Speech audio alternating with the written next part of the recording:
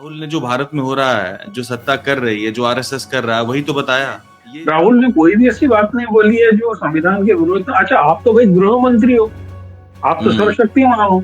जब आपको लगता है कि राहुल गांधी देशद्रोही है तो आप हम्म मुकदमा कायम करो, जेल भेज दो। गृह मंत्री के हाथ में तो सब कुछ ताकत है ना। यदि हम्म। गृह मंत्री कह रहा है कि कोई व्यक्ति देशद्रोही है तो आप मुकदमा कायम करके जेल क्यों नहीं भेज रहे हो? आप लंपू सही बात। चंपू ब्रजेश पाठक तरीके लोग जिनको विदेश नीति की अकल नहीं है, उन सब लोगों से बयान दिलवा के आप क्या सिद्ध करना चाहते हैं? इसको डी कॉन्टेक्चुअलाइज करके पेश किया जा रहा है, इसको संदर्भ से काट के पेश किया जा रहा है। अगर आप उनकी बातचीत को सुने, सारे सवालों को सुने, फिर उनके जवाबों को सुने, काट करके क्लिप काट करके वायरल ना करवाएं, तो सारी बातें आपको तर्क संगत और एक समझदारी भरी वक्तव्य लगेंगे आपको। अमेरिका में अभी तक जो है मोदी मोदी चलता था, हाउडी मोदी चलता था, और वहाँ की जो एनआरआईज हैं जो कि काफी हद तक हिंदुत्व पॉलिटिक्स के साथ अपने आप को अलाइन करते आए हैं, वहां पे मोदी का बड़ा बोलबाला था और मोदी को एक गेम चेंजर ऐसे नेता के रूप में पेश किया गया था अमेरिका में, जो कि भारत की तस्वीर बदल देगा। और काफी प्रो अमेरिकन स्टैंड रहा है बीजेपी का मोदी का, इसमें कोई दो राय नहीं है। बीच में राहुल गांधी की एक्सेप्टेंस बढ़ी है, उनकी कद्र बढ़ी है, और उनको लोग एक ऐसे नेता के रूप में देखना शुरू कर चुके हैं जो साउथ एशिया में चाइना के बाद सबसे पावरफुल देश है, और जो एक दुनिया की सबसे बड़ी डेमोक्रेटिक कंट्री है, उसको वो लीड कर सकता है, उसमें वो पोटेंशियल दिखने लगा है। तो बेसिकली बीजेपी नर्वस है। जबकि आप गौर करके देखो तो वीडम इंस्टीट्यूट का इंडेक्स है, वो भारत को इलेक्टोरल ऑटोक्रेसी कहता है, और जो इकोनॉमिस्ट इंटेलिजेंस यूनिट का जो डेमोक्रेसी इंडेक्स है वो भारत को फ्लॉड डेमोक्रेसी कहता है। तो ऐसा नहीं सिर्फ राहुल गांधी कह रहे हैं, वैश्विक स्तर पर ये भारत की पहचान बनती जा रही है, वी आर फ्लॉड डेमोक्रेसी और इलेक्टेड ऑटोक्रेसी। और इसकी क्रेडिट जो है कांग्रेस को ही जाती है, इस देश को डेमोक्रेटिक बनाए रखने में, उसके इंस्टीट्यूशंस को मजबूत करने में, उनको मजबूत बनाए रखने में, उसको चलाने में पूरी फाउंडेशन और पूरी मैकेनिज्म जो है कांग्रेस ने तैयार किया है। राहुल गांधी की ये बात सही है कि बीजेपी की सत्ता में आने के बाद उन जो इंस्टीट्यूशंस थे, जो संस्थाएं थी जो डेमोक्रेसी को मजबूत रखती हैं, उसको चलाए रखती हैं, उसको डैमेज किया गया, उसमें डेंट पड़ा है। बावजूद इसके फिर भी हमारे एक बहुत अच्छी रनिंग फंक्शनिंग डेमोक्रेसी है। यूरोप अमेरिका को छोड़ करके भारत ही एक डेमोक्रेसी है। जैसे हम त्योहारों को उपद्रव में बदल रहे हैं, अभी तक केवल रामनवमी और हनुमान जयंती के जुलूस उपद्रव के रूप में आते थे, इस बार गणेश चतुर्दशी पे नियोजित तरीके से उपद्रव हो रहे हैं। 25 फीट ऊंची गणपति की प्रतिमा रखी जानी थी, ढोल नगाड़ों के साथ में जुलूस निकल रहा था, लेकिन वहाँ सड़क पे इतने गड्ढे थे कि वो प्रतिमा गिर गई और टूट गई। उस पर न तो कोई हिंदूवादी संगठन आया, न कोई राष्ट्रवादी संगठन आया, न बीजेपी आई, न आरएसएस आया। 25 फीट ऊंची प्रतिमा इसलिए खंडित होकर नीचे गिर गई मुंह के बल क्योंकि सड़कें टूटी हुई। इसके ऊपर कोई संगठन नहीं आता, लेकिन सन्ना से एक सड़क पे चलती है तो उस पर लोग प्रदर्शन करने आ जाते हैं। अब आप देखिए कि देश के लिए कितना बड़ा कलंक है। इंदौर के पास में जो महू है वो देश की सबसे पुरानी और सबसे सुरक्षित छावनी कहलाती है, कैंटोनमेंट एरिया। उसकी फायरिंग रेंज के अंदर जो रेस्ट्रिक्टेड एरिया है, वहां पर कल रात में 2 लेफ्टिनेंट कर्नल्स को 6 गुंडों ने घेरा। एक लेफ्टिनेंट कर्नल और उसकी गर्लफ्रेंड को जाने दिया कि तो 10 लाख रुपए लेके आ, और दूसरे लेफ्टिनेंट कर्नल की गर्लफ्रेंड के साथ में उसी रेस्ट्रिक्टेड एरिया में सामूहिक बलात्कार हुआ।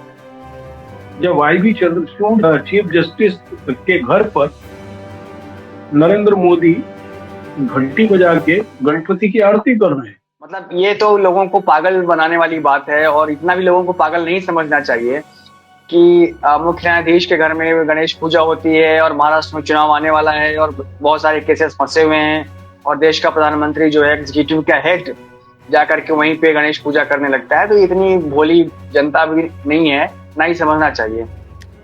सलाम नमस्कार, मैं हूं कुणाल पाठक और आप देख रहे हैं द लखनऊ पोस्ट आज का अखबार। इस कार्यक्रम में मेरे साथ हैं मेरे मेहमान एनबीटी के पूर्व संपादक पंकज चतुर्वेदी जी और नेशनल हेराल्ड में वरिष्ठ पत्रकार विश्व दीपक। लखनऊ पोस्ट में आप दोनों का स्वागत। बहुत शुक्रिया। पंकज जी, राहुल गांधी की यूएसए यात्रा की काफी चर्चा है। टेक्सास और वॉशिंगटन डीसी में जो उन्होंने बयान दिए उसको लेकर के भारतीय जनता पार्टी खूब चीख चिल्ला रही है, उनको एंटी नेशनल बोल रही है, भारत विरोधी बोल रही है। और मैं अखबारों में देख रहा हूं तो दैनिक जागरण जैसे अखबारों ने तो बिल्कुल पूरी ताकत झोंक दी है, मानो ऐसा लगता है उन्हें कई दिनों बाद खाना खाने को मिला हो। भाजपा नेता जो मन आए अंदर अपने मन में जो मन में आ रहा है उनके वो बोलने में लगे हुए हैं। योगी आदित्यनाथ कह रहे हैं देश को गृह युद्ध की ओर ढकेलने की कोशिश कर रहे हैं राहुल गांधी। ब्रजेश पाठक कह रहे हैं राहुल गांधी को देश विरोधी बयान देने में बहुत रुचि है। अमित शाह कह रहे हैं देश विरोधी ताकतों के साथ खड़ा होना राहुल की आदत है। ये समझना चाहता हूं पंकज जी कि आखिर राहुल ने जो भारत में हो रहा है, जो सत्ता कर रही है, जो आरएसएस कर रहा है, वही तो बताया। ये जो बार बार विदेशी धरती वाला सिगूफा है, ये हर बार छोड़ने से काम चल जाएगा भारतीय जनता पार्टी का? देखिए, एक चीज बहुत स्पष्ट है कि भारत के जो अखबार हैं वो विपक्ष के प्रति कितने पूर्वाग्रही हैं, इस बात से हम्म स्पष्ट होता है कि वॉशिंगटन में, अमेरिका में एक हम्म समृद्ध प्रेस कॉन्फ्रेंस में, जिसमें हम्म दुनिया के अच्छे 100 पत्रकार हों, उसमें रूस यूक्रेन युद्ध, इजराइल का गाजा पर हमला, पाकिस्तान से भारत के संबंध, बांग्लादेश के ताजा सत्ता का उठापटक, ऐसे अंतर्राष्ट्रीय स्तर के महत्वपूर्ण सवालों के जवाब जब नेता प्रतिपक्ष दे रहा है, तो वो प्रेस कॉन्फ्रेंस को पहले पन्ने पर भी कोई अखबार जगह नहीं देता है। ये बहुत स्पष्ट है कि हमारे अखबार समाचारों के प्रति गैर संवेदनशील और सरकार से असहमति के स्वर को शून्य करने में सरकारी भांड बने हुए हैं। अब आप देखिए, राहुल गांधी ने पाकिस्तान को लेकर बहुत स्पष्ट कहा कि जब तक पाकिस्तान भारत में आतंकवाद को प्रश्रय देता रहेगा तब तक उससे बात करना बेकार नहीं है। तो केंद्र सरकार की भी लाइन है। बिल्कुल। बांग्लादेश को लेकर उन्होंने जब ये बोला कि वहां पर कट्टरपंथी ताकतों के प्रादुर्भाव से भारत चिंतित है, तो ये तो केंद्र सरकार की भी लाइन है। इन सब चीजों को नजरअंदाज करके आप सिख मसले को ले रहे हैं, जबकि वास्तव में क्या था कि उन्होंने एक सिख का नाम को भीड़ में से उठाया था और एक उदाहरण के रूप में बताया था कि अल्पसंख्यकों के जो निजी अधिकार हैं उनके तल से हनन हुआ तो क्या होगा। असल में आप देखिए कि वो सिख का मसला, जिसको हम बासी कड़ी में बहाल कह सकते हैं, पिछले 40 साल में जो 1984 का शर्मनाक देश पे कलंक और देश की असहिष्णुता का प्रतीक 1984 का सिख नरसंहार था, उसके 40 साल हो चुके हैं। और उस 40 साल में लगभग 21 साल भारतीय जनता पार्टी की सीधी या भारतीय जनता पार्टी या समर्थन की सरकार रही। तो क्या यह सवाल भारतीय जनता पार्टी के लोगों से नहीं पूछा जाना चाहिए कि आपने 21 साल में उनको न्याय मिले उसके लिए आपने क्या किया, है ना? और उस 40 साल के अंदर, उस 40 साल में से 10 साल कांग्रेस ने एक सिख को देश का प्रधानमंत्री बनाया। कांग्रेस पर पंजाब के लोगों ने एक भरोसा जताया। तो जाहिर है कि ये और ये बात समय समय पे उठती रही कि 1984 के दंगे में आरएसएस के लोग भी शामिल थे। तो इनकी नीयत और इनकी जो अपेक्षा है वो वास्तव में देश के मूल चरित्र के विरोध में है। राहुल ने कोई भी ऐसी बात नहीं बोली है जो संविधान के विरोध में। अच्छा, आप तो भाई गृह मंत्री हो, आप तो सर्वशक्तिमान हो। जब आपको लगता है कि राहुल गांधी देशद्रोही है तो आप मुकदमा कायम करो, जेल भेज दो। आपको भाई गृह मंत्री के हाथ में तो सब कुछ ताकत है ना। यदि गृह मंत्री कह रहा है कि कोई व्यक्ति देशद्रोही है तो आप मुकदमा कायम करके जेल क्यों नहीं भेज रहे हो? आप लंपू चंपू ब्रजेश पाठक तरीके लोग जिनको विदेश नीति की अकल नहीं है, उन सब लोगों से बयान दिलवा के आप क्या सिद्ध करना चाहते हैं? भाई यदि अमित शाह विपक्ष में होते और कांग्रेस का प्रधानमंत्री होता और यदि ये चीज होती तो मान लिया था ज्यादा, चलो भाई कोई ये तो बेचारे असहाय हैं, कुछ कर नहीं सकते। आप तो सर्वशक्तिमान है, पंचायत से लेकर राष्ट्रपति तक आपका है।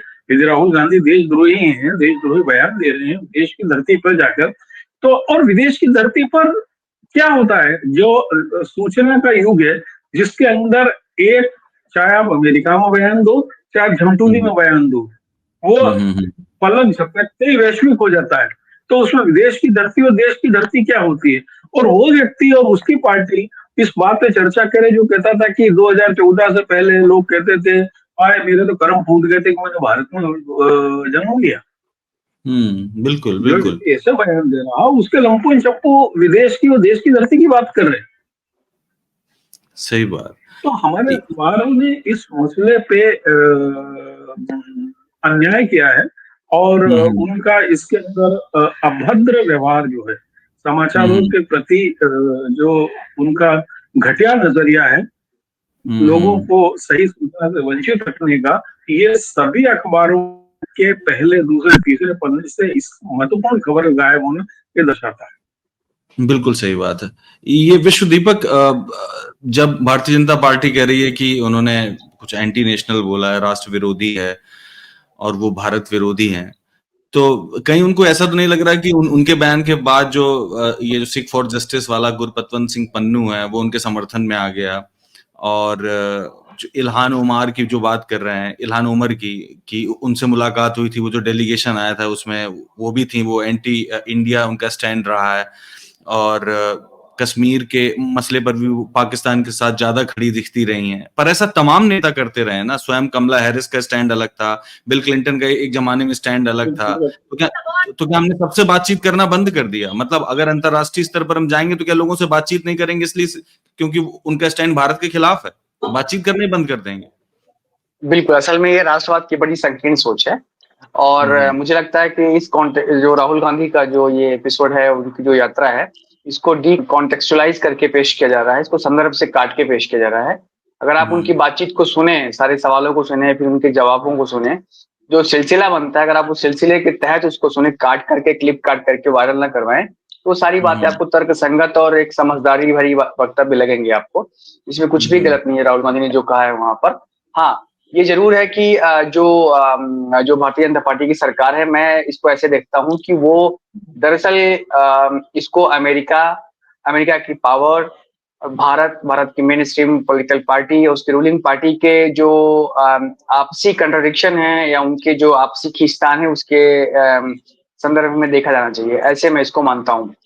हम्म, अमेरिका में अभी तक जो है मोदी मोदी चलता था, हाउडी मोदी चलता था, और वहां की जो एनआरआईज हैं, जो कि काफी हम्म, हद तक हिंदुत्व पॉलिटिक्स के साथ अपने आप को अलाइन करते आए हैं, वहां पे हम्म, मोदी का बड़ा बोलबाला था और मोदी को एक गेम चेंजर और एक ऐसे नेता के रूप में पेश किया गया था अमेरिका में, जो कि भारत की तस्वीर बदल देगा। और काफी प्रो अमेरिकन स्टैंड रहा है बीजेपी का मोदी का, इसमें कोई दो राय नहीं है। हम्म, अब क्या है कि पिछले दिनों जो खास तौर से माइनॉरिटीज को लेकर के जो सरकार का जो रवैया है, उसको लेकर के थोड़ी सी अमेरिका में असहजता है। अमेरिका का जो रूलिंग इस्टेब्लिशमेंट है, अमेरिका का हम्म, जो रूलिंग रूलिंग क्लास है, चाहे वो डेमोक्रेटिक हो चाहे वो रिपब्लिकन हो, या वहाँ के जो हम्म, कॉर्पोरेट्स हैं, या वहाँ की जो बड़ी कंपनियां हैं, मेटा है, ट्विटर है, तमाम टेक जायंट्स हैं, वो भारत को लेकर के थोड़े से, भारत की जो रूलिंग पार्टी है, उसकी पॉलिसीज को लेकर करके थोड़े से असहज हैं। और वहां उनके बीच में राहुल गांधी की एक्सेप्टेंस बढ़ी है, एक्सेप्टेबिलिटी बढ़ी है। दरअसल इसको लेकर के भारतीय जनता पार्टी चिंतित है। वो बात को कह रही है दूसरे तरीके से, लेकिन मूल चिंता उनकी ये है, जो अमेरिकन स्टैब्लिशमेंट है, जो कि पावरफुल है, दुनिया का सबसे शक्तिशाली देश है, वहां हम्म, पे उसकी नजर में राहुल गांधी की कीमत बढ़ी है, उनका एक्सेप्टेंस बढ़ा है, उनकी समझदारी की वहां पे पूछ हो रही है, उनकी कद्र बढ़ी है। तो वास्तव में उनकी चिंता इस बात को लेकर के है। अब इसको वो कैसे कहें, तो वो कभी उनको एंटी नेशनल बोलते हैं, कभी बोलते हैं कि सिख फॉर जस्टिस के लिए उन्होंने स्टेटमेंट दिया, खालिस्तानी है, तमाम सो एंड सो ऑन। इससे कोई मतलब नहीं है, उसको डी कॉन्टेक्चुअलाइज नहीं करना चाहिए किसी भी पॉलिटिकल डिबेट को या पॉलिटिकल इशू को, ऐसा मेरा मानना है। मेरा मानना ये था कि राहुल गांधी की जो पूरी बातचीत है, उनका जो पूरा अमेरिका दौरा है, उसको डी कॉन्टेक्चुअलाइज किया गया है, उसको संदर्भ से काट के पेश किया गया है। और ये एक बड़ा पॉलिटिकल इशू है, इसको ऐसे नहीं देखा जाना चाहिए। अब बीजेपी की या जो भारतीय जनता पार्टी के नेता हैं, उनकी जो रूलिंग पार्टी है, उनका एस्टैब्लिशमेंट, उसकी मूल चिंता ये है कि जो अमेरिकन रूलिंग क्लास है, अमेरिका की जो रूलिंग एस्टैब्लिशमेंट है, चाहे वो रिपब्लिकन हो, डेमोक्रेट्स हो, वहाँ के इंटेलेक्चुअल्स हो, हिस्टोरियंस हो, राइटर्स हो, एमपीज हो, और बड़े टेक जायंट्स के जो मालिक हों, और तमाम जो ओपिनियन मेकर्स हों, उन सबके बीच में राहुल गांधी की एक्सेप्टेंस बढ़ी है, उनकी कद्र हम्म, बढ़ी है, और उनको लोग एक ऐसे नेता के रूप में देखना शुरू कर चुके हैं, जो साउथ एशिया में, या एक जो साउथ एशिया का जो सबसे बड़ा एक चाइना के बाद सबसे पावरफुल देश है, और जो हम्म, एक दुनिया की सबसे बड़ी डेमोक्रेटिक कंट्री है, उसको वो लीड कर सकता है, उसमें वो पोटेंशियल दिखने लगा है। तो बेसिकली अच्छा, बीजेपी डेमोक्रेसी, नर्वस है। हाँ बीजेपी नर्वस है। और एक चीज और है, ये जो डेमोक्रेसी के बारे में उन्होंने कहा, वॉशिंगटन डीसी में नेशनल प्रेस क्लब में थे, वो कह रहे हैं कि पिछले 10 सालों में भारतीय लोकतंत्र को बहुत नुकसान पहुंचा है। इससे भी बीजेपी बहुत सुनकर के परेशान होने लग रहा है कि वी आर इलेक्टेड गवर्नमेंट, और राहुल गांधी वहां पर ऐसा बोल रहे हैं। जबकि आप गौर करके देखो तो वीडम इंस्टीट्यूट की जो इंडेक्स है वो भारत को इलेक्टोरल ऑटोक्रेसी कहता है, और जो इकोनॉमिस्ट इंटेलिजेंस यूनिट का जो डेमोक्रेसी इंडेक्स है वो भारत को फ्लॉड डेमोक्रेसी कहता है। तो ऐसा नहीं सिर्फ राहुल गांधी कह रहे हैं, वैश्विक स्तर पर ये भारत की पहचान बनती जा रही, वी आर फ्लॉड डेमोक्रेसी और इलेक्टेड ऑटोक्रेसी। देखिए, ऐसा है कि मैं इस चीज से बहुत ज्यादा इत्तेफाक नहीं रखता। ठीक है, मैं मानता हूं कि हिंदुस्तान की डेमोक्रेसी बहुत परिपक्व नहीं है, 100% शुद्ध नहीं है और परफेक्ट नहीं है, ये मैं मानता हूं। लेकिन ये कहना कि डेमोक्रेसी बहुत फ्लॉड है, बहुत खराब है, ऐसा भी नहीं है। मैं इसको मानता हूं कि बीच का है, और इसकी क्रेडिट जो है कांग्रेस को ही जाती है। इस देश को डेमोक्रेटिक बनाए रखने में, उसके इंस्टीट्यूशंस को मजबूत करने में, उनको मजबूत बनाए रखने में, उसको चलाने में पूरी फाउंडेशन और पूरी मैकेनिज्म जो है कांग्रेस ने तैयार किया है। राहुल गांधी की ये बात सही है कि बीजेपी की सत्ता में आने के बाद उन जो इंस्टीट्यूशंस थे, जो संस्थाएं थी, जो डेमोक्रेसी को मजबूत रखती हैं, उसको चलाए रखती हैं, उसको डैमेज किया गया, उसमें डेंट पड़ा है। बावजूद इसके फिर भी हमारे एक बहुत अच्छी रनिंग फंक्शनिंग डेमोक्रेसी है। इस दुनिया में मेरे ख्याल से 200 देश होंगे, 197-98 देश हैं। उन 197-98 देशों में यूरोप, अमेरिका को छोड़ करके भारत ही एक डेमोक्रेसी है, और काफी मजबूत और अच्छी डेमोक्रेसी है। इस बात पे मुझे आप कह सकते हैं कि इस देश के नागरिक होने के नाते मुझे फख्र है। ठीक है पंकज जी। मैं कोई इंस्टीट्यूट्स की रिपोर्ट से भरोसा नहीं करता हूँ। मैं आपको पिछले 4-5 दिन की कुछ घटनाएं सुना रहा हूँ, उससे आप समझ लें कि कैसे खरामा हमारे लोकतंत्र में सांस्थानिक, खासतौर पर जिन संस्थाओं पे कानून और कानून व्यवस्था को बरकरार रखने का जिम्मा है, उनका डिटोरिएशन हो रहा है। कल गाजियाबाद जिले के मोदी नगर से घटना आई।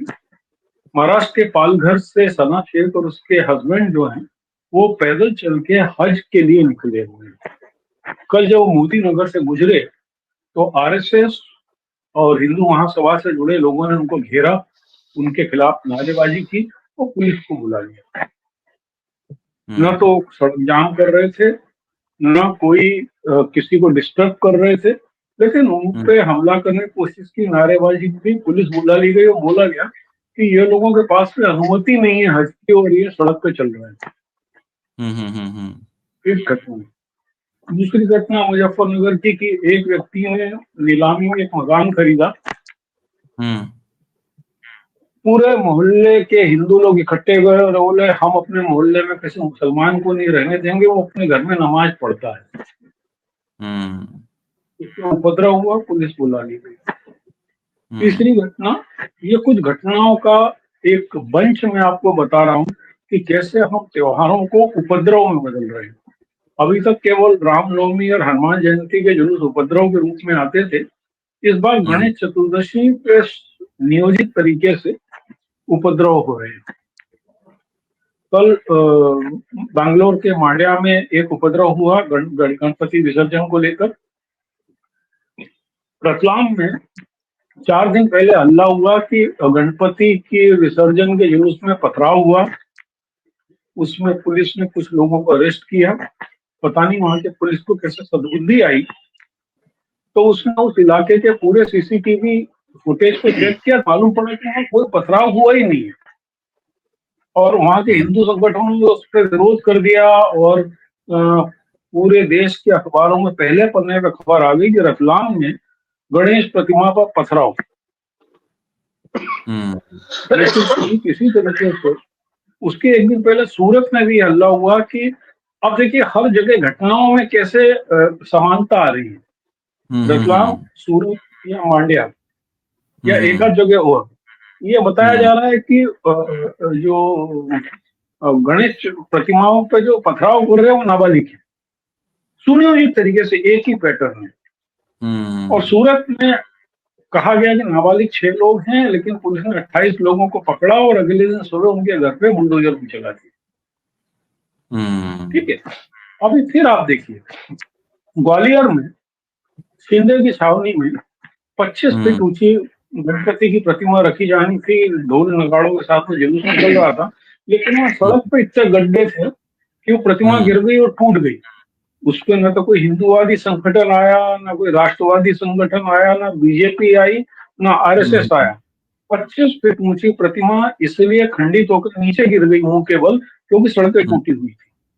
इसके ऊपर कोई संगठन नहीं आता, लेकिन सन्ना शेख सड़क पे चलती है तो उस पे लोग प्रदर्शन करने आ जाते हैं। बिल्कुल सही ये कुछ बात। घटनाओं का बंच मैं आपको इसलिए बता रहा हूँ कि हम धीमे धीमे किस तरीके से अपने त्योहारों का उपद्रवीकरण कर रहे हैं, और हमारे अखबार इन सब खबरों से बेखबर होते हैं।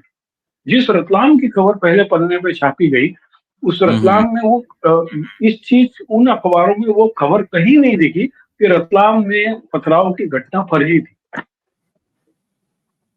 अब आप देखिए कि इस देश के लिए कितना बड़ा कलंक है। इंदौर के पास में जो महू है, वो देश की सबसे पुरानी और सबसे सुरक्षित छावनी कहलाती है, कैंटोनमेंट एरिया। उसकी फायरिंग रेंज के अंदर जो रेस्ट्रिक्टेड एरिया है, वहां पर कल रात में 2 लेफ्टिनेंट कर्नल्स को 6 गुंडों ने घेरा। एक लेफ्टिनेंट कर्नल और उसकी गर्लफ्रेंड को जाने दिया कि तो 10 लाख रुपए लेके आ, और दूसरे लेफ्टिनेंट कर्नल की गर्लफ्रेंड के साथ में उसी रेस्ट्रिक्टेड एरिया में सामूहिक बलात्कार हुआ और लेफ्टिनेंट कर्नल को हाथ पैर बांध के वहीं पटक दिया। ये इंदौर की सबसे पुरानी महू जो कैंटोनमेंट एरिया, महू बहुत पावन एरिया है, जहां पर बाबा साहब भीमराव अंबेडकर का जन्म उसी कैंटोनमेंट एरिया में हुआ था।